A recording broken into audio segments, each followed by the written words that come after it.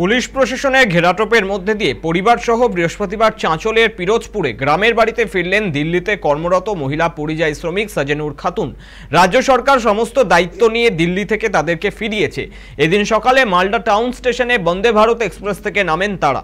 এরপরই জেলা প্রশাসনের পক্ষ থেকে সংবর্ধনা দেওয়া হয় তাদের। তারপর পুলিশ প্রশাসন কার্যত কনভয় করে তাদের বাড়িতে পৌঁছে দেয়। প্রসঙ্গত গত রবিবার সোশ্যাল মিডিয়ায় রাজ্যের মুখ্যমন্ত্রী মমতা বন্দ্যোপাধ্যায় অভিযোগ করেছিলেন, দিল্লি পুলিশ মালদার চাঁচলের বাসিন্দা এক পরিযায়ী শ্রমিকের 1.5 বছরের সন্তানকে মায়ের কোল থেকে ছুঁড়ে ফেলে দিয়েছে। এমনকি শিশুটির মাকে থানায় নিয়ে গিয়ে একদিন আটকে রেখেছে।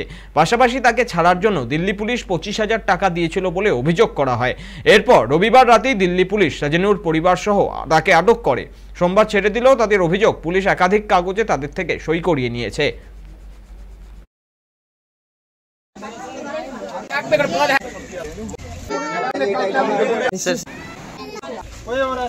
বাংলা কথা বলার জন্য আমাদেরকে বাংলা কথা বললেই বাংলাদেশি বলে আমাদেরকে ধরেছিল।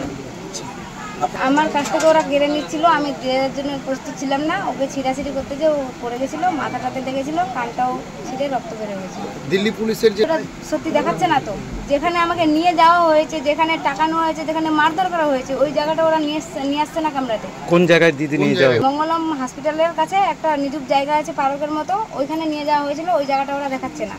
আচ্ছা, কি করা হয়েছিল ওখানে নিয়ে গিয়ে? ওখানে যাই আমাদেরকে মারাধরা করা হয়েছিল, পয়সা চেয়েছিল। আমার স্বামীকে বারবার ডাকছিল, আমি ডাকিনি, তার জন্য আমাকে মেরেছিল। কত টাকা নেওয়া হয়েছিল? 25,000 টাকা নিয়েছিল। কজন ছিল তারা? ওরা 4 জন ছিল, 2 জন মহিলা 2 জন পুরুষ। নিজেদেরকে পুলিশ পরিচয় দিচ্ছিল? ওরা বলছিল আমরা পুলিশের লোক।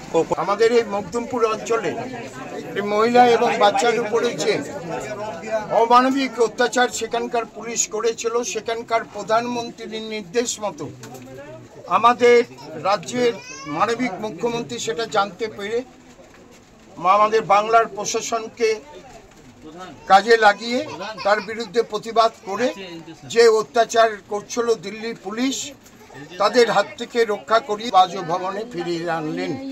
দিল্লি পুলিশের কার্যকলাপই তো সত্যকে মিথ্যে বানানো।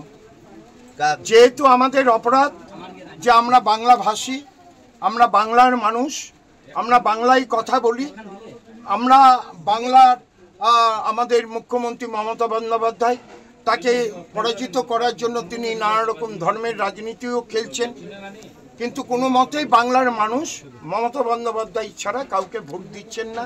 এই জ্বালাটা কিন্তু বিজেপির প্রধানমন্ত্রীর রয়েছে। সুতরাং প্রধানমন্ত্রী যদি থাকে, প্রধানমন্ত্রীর কথা মতন সেখানকার পুলিশ প্রশাসন কাজ করে।